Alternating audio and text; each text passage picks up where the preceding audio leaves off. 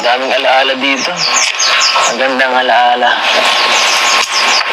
Alaala natin yun. Ang dami pa dun.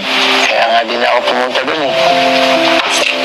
At pinoprotekta ako ang sarili ko. Pinakamaganda dun. Hindi po. Kahit di ko na talaga. Kumuha na nanonood pa yung ginalingan ko po siguro masyado. Joke lang. Alam nila.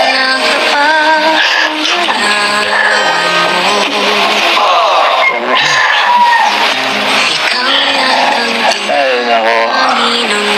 Siya nga pala. Tungkol dun sa ginawa ko nung nakarang vlog. Tumalon ako sa bangin. Joke. Siguro naman, naniniwala ka na, no?